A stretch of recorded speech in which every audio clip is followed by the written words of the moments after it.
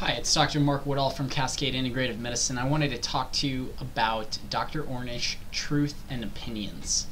This is a post from the New York Times in which Dr. Dean Ornish wrote on the myth of high-protein diets.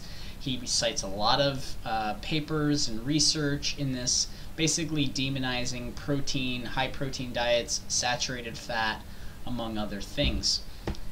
I was first brought into awareness of Dr. Dean Ornish's article after Dr. Michael Eads wrote this rebuttal post, and I thought I would create a presentation to enhance some of the arguments that Dr. Michael Eads makes in relationship to Dr. Ornish's article.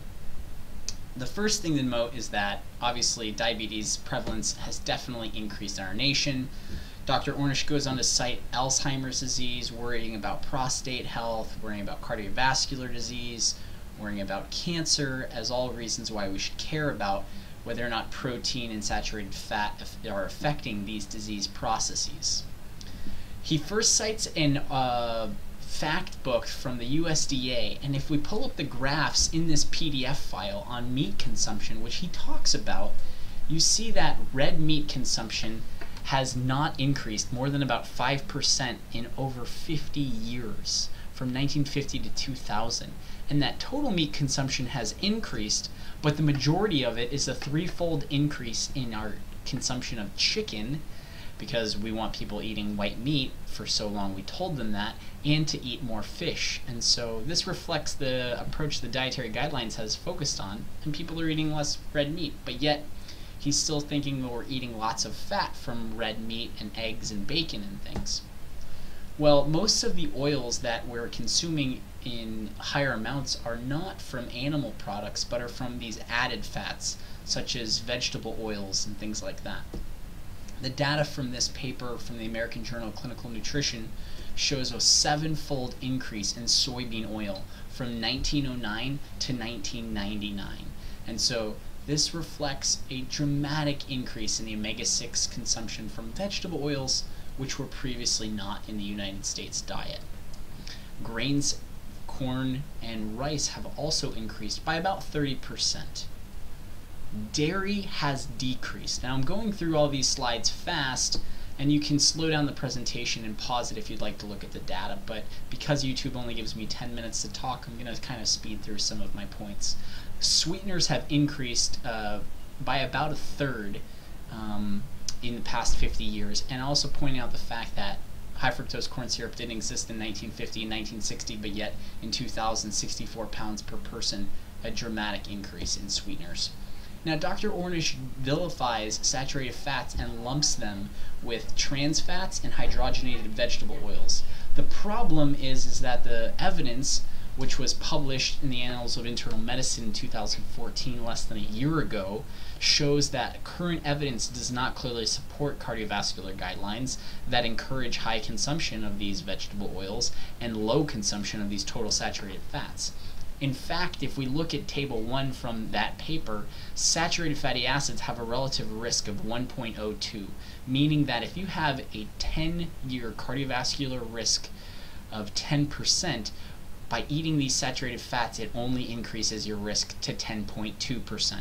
Meaning if you had 10 lives out of 100 that you were going to have a heart attack from, you now have 10.2 lives out of 100 that you would have a heart attack, stroke, or possibly die from. Not a big difference. But what is clear in the data is that trans fats, which again Dr. Ornish is grouping together, and I think we should separate them, are increasing your risk by for sure 1.6% at the very least. He then goes on to cite a paper in Sweden. This is a cohort study, so we're not giving people red meat, we're not giving them a high protein diet and then seeing how their biomarkers and blood markers and their mortality outcomes and heart disease actually get changed or affected. We're asking people to say, hey, on Wednesday, what did you eat? And then follow you for 18 to 20 years and see what happens. Well, in this study, what happened was that when we asked people on one day what they ate and then followed them, we see an increased risk. So he points to that data. But in that same paper, we see that as we get older, our risk of mortality and heart disease increases, not a surprise. If you have higher education, meaning you went to a PhD, master's program, you have less cardiovascular and all-cause mortality risk.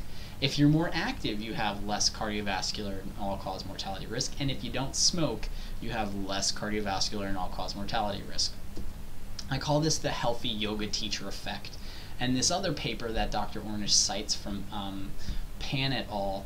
On red meat consumption and mortality says, you know what, if you eat red meat, it increases your all-cause mortality risk, your cancer, all these other risk markers.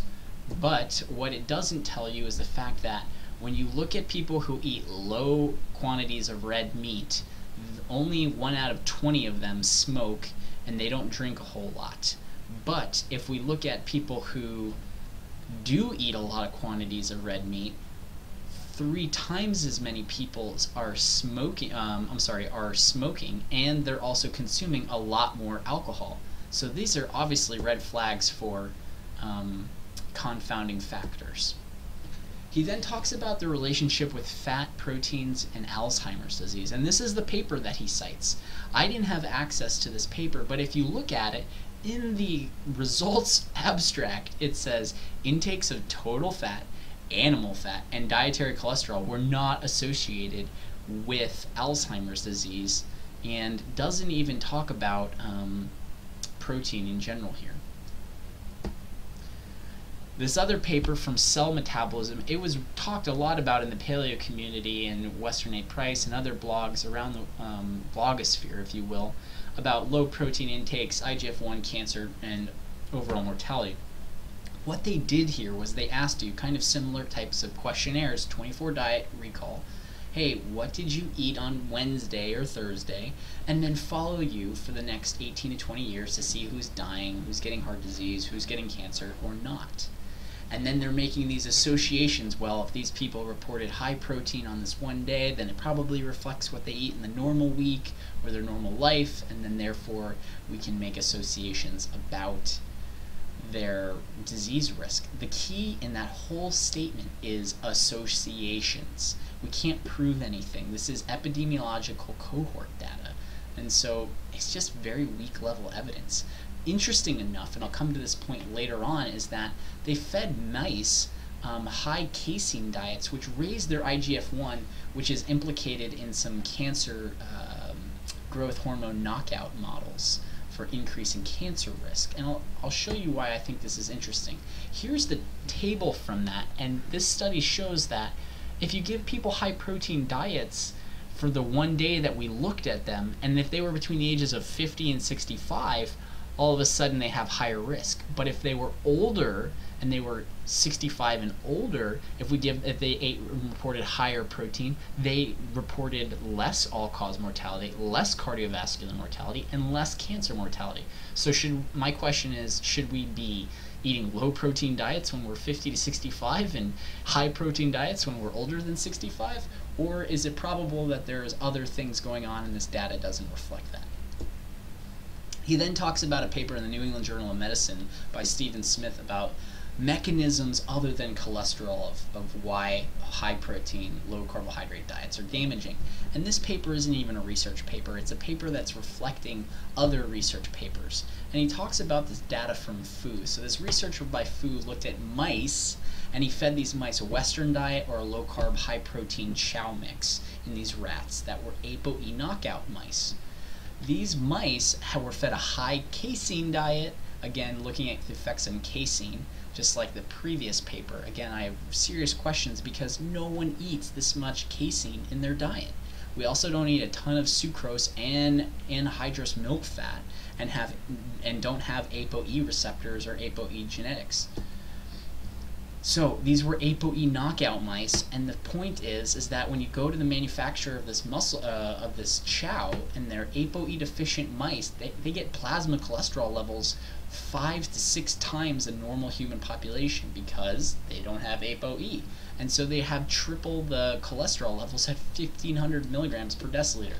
It's also a high fat, high sugar diet, which I would not recommend for people. He then tries to switch gears and go after TMAO and red meat, and this has been kind of questioned by a lot of people like Chris Masterjohn as being, hey, we're missing the point, this is not the right way to attack this. I encourage people to please read Chris Masterjohn's work on TMAO. This will give you a much better in-depth than this short video. I do want to highlight one thing that I think Dr. Ornish is doing a phenomenal job, and he's talking about the whole soup of whole foods, eating plants, we should be eating plants, vegetables and fruits, stress management, exercise, and social support. These are like the big five. We should be totally rocking this. But to go after and villainize high protein diets or fatty acids is silly to me. So thank you, Dr. Ornish, for really bringing the consciousness and awareness to the totality of an overall holistic approach. But I would just ask that you kind of tone down the rhetoric on fats and protein. Thank you very much.